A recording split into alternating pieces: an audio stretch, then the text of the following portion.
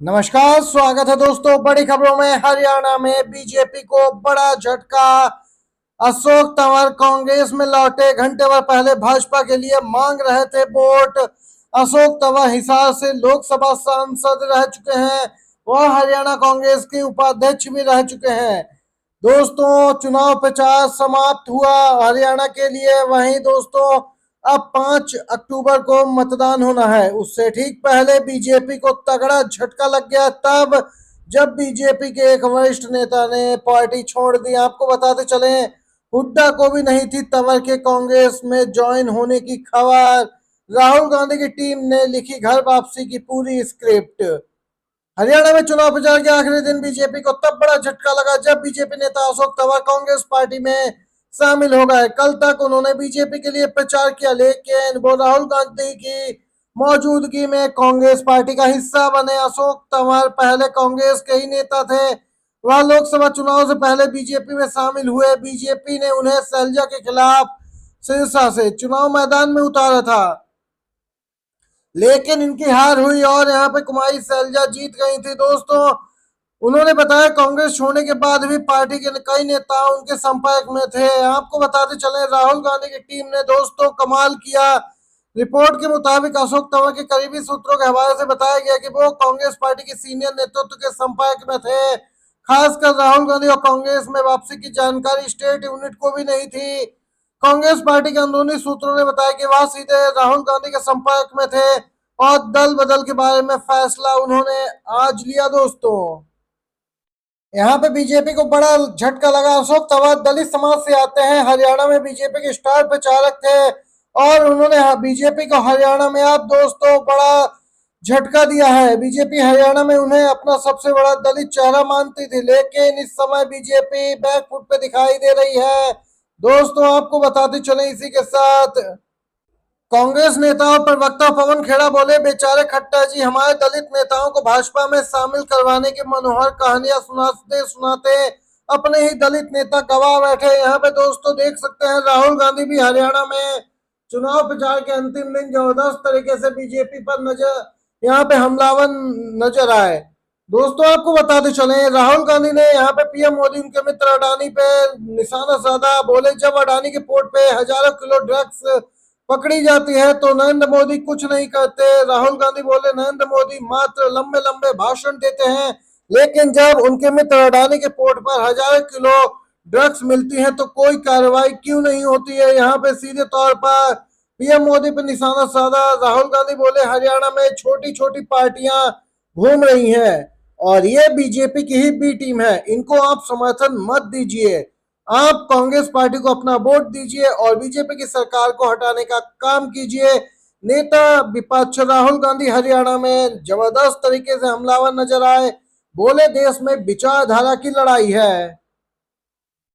राहुल गांधी बोले, एक तरफ कांग्रेस है जो देश संविधान से चलाना चाहती है, जबकि दूसरी तरफ बीजेपी आरएसएस वाले हैं जो संविधान समाप्त करने पर अड़े हैं। वह संविधान खत्म करना चाहते हैं, आरक्षण से छेड़छाड़ करना चाहते हैं, लेकिन जब तक कांग्रेस पार्टी मजबूत है यह लोग कुछ नहीं कर पाएंगे। इस बार 56 इंच का सीना नरेंद्र मोदी का गायब हो गया। ये हरियाणा में नेता विपक्ष राहुल गांधी का। तो वहीं दूसरी तरफ दोस्तों, कांग्रेस नेता केसी वेणुगोपाल जोरदार तरीके से राहुल गांधी के साथ ही नजर आए। हमलावर हुए बीजेपी पर। बोले, हम हरियाणा और जम्मू कश्मीर दोनों राज्यों में जीत दर्ज करने जा रहे हैं। केसी वेणुगोपाल का बड़ा बयान आया है। एनडीए में तनातनी। जेडीयू बोली, केंद्र की सत्ता की चाबी हमारे पास। भड़की बीजेपी। जी हाँ दोस्तों, केंद्र की सत्ता की चाबी असलियत में जेडीयू के पास ही है, मुख्यमंत्री नीतीश कुमार के पास है। यह बात सच भी है और इसी बात का बुरा लगा है बीजेपी को। बिहार में एक बार फिर बयानबाजी शुरू हो गई। बीजेपी और जेडीयू के नेताओं के बयान से लग रहा है जैसे दोनों पार्टियों के बीच तनातनी का माहौल है। जेडीयू के मंत्री जमा खान और बीजेपी के राष्ट्रीय प्रवक्ता डॉक्टर अजय आलोक तेवर में दिखे। दोस्तों, आपको बताते चले, यहाँ पर दोनों दूसरे हमलावर नजर आए, जबकि जेडीयू का कहना पास है केंद्र में बीजेपी की सरकार, एनडीए की सरकार जेडीयू के बदौलत ही बन पाई है। जेडीयू के मंत्री जमा खान के बयान पर नीतीश कुमार को पीएम वाले बयान को लेकर बीजेपी यहाँ पे भड़क उठी और बीजेपी प्रवक्ता अजय आलोक ने कहा कि पीएम पद की वैकेंसी नहीं है, पीएम पद खाली नहीं है। इस पूरे मामले पे जेडीयू बीजेपी प्रवक्ता भिड़ते हुए नजर आए, जिससे स्पष्ट तौर पे एनडीए के अंदर की अंदरूनी कलह सामने निकल के आई। इसी प्रकार की कलह कुछ दोस्तों महाराष्ट्र में भी है। दोस्तों आप सभी को बताते चले, महाविकास अघाड़ी का सीट बंटवारा हो गया है। लगभग 288 सीटों को लेकर दूसरी तरफ महायुति में खलबली है। शिंदे गुट और अजीत गुट ज्यादा सीटें चाहता है, जबकि बीजेपी कम सीटें उन्हें देने को तैयार है। वहीं दूसरी तरफ केंद्रीय गृह मंत्री अमित शाह महाराष्ट्र में पहुंचे, एक बैठक आयोजित की गई, जिसमें मुख्यमंत्री कयास लग रहे हैं कि बीजेपी के अंदर कुछ भी ठीक नहीं है। बीजेपी में यहाँ पर टेंशन का माहौल है, उसके सहयोगी ही गेम पूरा खराब करने में लगे हैं। चाहे वह बिहार से खबर हो, चाहे महाराष्ट्र से, एनडीए में खबर चारों तरफा आ रही है। वहीं दूसरी तरफ दोस्तों ताजा अपडेट हरियाणा से ही आ रही है। हरियाणा में अटेली विधानसभा से आम आदमी पार्टी के प्रत्याशी सुनील राव मतदान से पहले कांग्रेस में शामिल हो गए। देख सकते हैं अशोक तंवर के बाद यहाँ पे सुनील राव भी मतदान से ठीक पहले कांग्रेस में शामिल हुए। ये आम आदमी पार्टी के प्रत्याशी थे, लेकिन दोस्तों आम आदमी पार्टी को बड़ा झटका लगा। अटेली से कद्दावर नेता और पूर्व केंद्रीय राज्य मंत्री राव इंद्रजीत सिंह की बेटी बीजेपी से चुनाव मैदान में है। वहीं दोस्तों आपको बताते चले, हरियाणा में बीजेपी ने दलित और शैलजा कुमारी को लेकर एक बड़ा चुनावी नैरेटिव भी बनाया था। अधिकतर चुनाव इसी के इर्द गिर्द रखा था।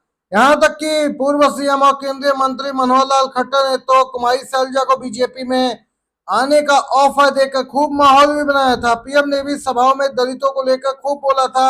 ऐसा माहौल बना दिया कि बीजेपी अपना सारा चुनाव दलित एजेंडे पर ही लड़ रही है। पर कांग्रेस की आज सर्जिकल स्ट्राइक हुई बीजेपी पर, और दिग्गज नेता अशोक तंवर यहाँ पे राहुल गांधी की मौजूदगी में कांग्रेस पार्टी में घर वापसी कर चुके। कांग्रेस के ही नेता थे, तो दूसरी तरफ आम आदमी पार्टी नेता भी कांग्रेस पार्टी ज्वाइन कर रहे हैं। सभी जान चुके हैं कांग्रेस जीतने वाली है, इसीलिए दोस्तों सभी पाला बदलने में लगे हैं, कांग्रेस पार्टी का रुख कर रहे हैं हरियाणा में।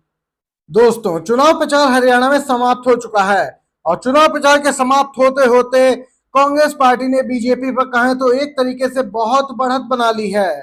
अब बीजेपी बैकफुट पर आ गई दोस्तों। मतदान से ठीक पहले बीजेपी बैकफुट पे दिख रही है, जिसने बीजेपी खेमे में टेंशन बढ़ा दी है। पहले ही किसानों ने मोर्चा खोल रखा है, बीजेपी उम्मीदवारों को परेशान करने लगे थे। किसान उन्हें चुनाव प्रचार करने नहीं दे रहे थे, क्योंकि किसान आक्रोशित हैं आंदोलन को लेकर, उन्हें दिल्ली नहीं जाने दिया गया इसको लेकर। वहीं दूसरी तरफ तमाम बीजेपी के ही नेता पार्टी छोड़कर ठीक मतदान से पहले जा रहे हैं, जिससे कि एक बड़ा वोट बैंक खिसकता हुआ बीजेपी को लग रहा है। देख सकते हैं चुनाव प्रचार के अंतिम दिन बीजेपी को तगड़े झटके लगे। दोस्तों ये थी सभी बड़ी खबरें, मुख्य समाचार। वीडियो देखने के लिए बहुत बहुत धन्यवाद। दोस्तों चैनल पे नए हैं तो आप सब्सक्राइब कीजिएगा चैनल को, आपसे रिक्वेस्ट है। आप सभी का धन्यवाद। जय हिंद।